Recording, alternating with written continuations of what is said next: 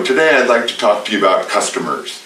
You know, how many of you are familiar with Dr. Seuss? I mean, not on a personal level, but have read his books. I'm a big Dr. Seuss fan. I think he's a horribly underrated American philosopher. And one of his favorite stories has to do with Sneetches. And if you've not read the book, Sneetches live on the beaches, and there are two kinds of Sneetches. There are those with stars upon theirs, and then there are the plain-bellied ones.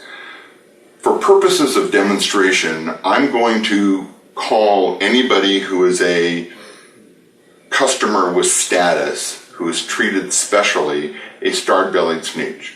And somebody who does not have status, or who is the occasional customer who maybe is treated a little differently, a plain-bellied Sneetch. Now, there are lots of industries who have status. Airlines have status. Hotels have status. Car rental companies have status. 3 companies, by the way, that I use on a very regular basis.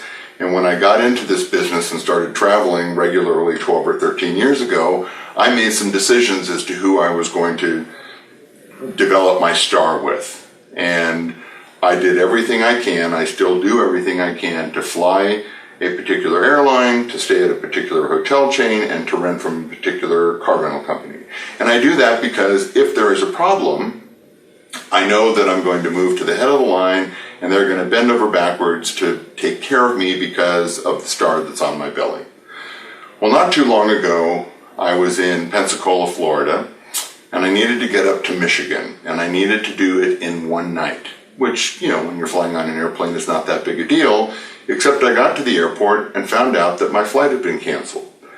To make the situation even worse, I was flying on an airplane or with an airline that I didn't have a star with. I was a plain-bellied Sneetch. And I know from past experience what happens when you are a plain-bellied Sneetch.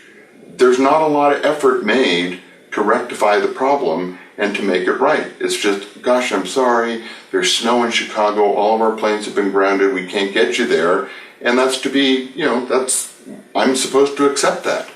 So it wasn't with a lot of confidence that I went up to the counter and talked to the guy behind the counter, and I explained my situation. I said, look, I need to be up in Michigan by 9 o'clock tomorrow morning.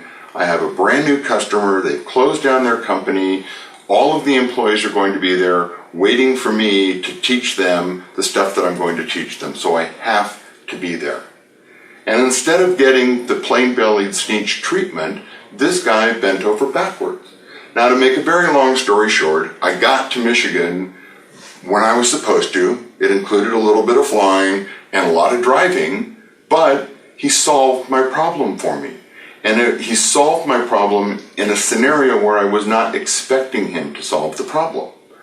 I firmly believe that immeasurable business is gained and new customers are acquired if you treat every single person who comes into your store as though you want them as a customer for life.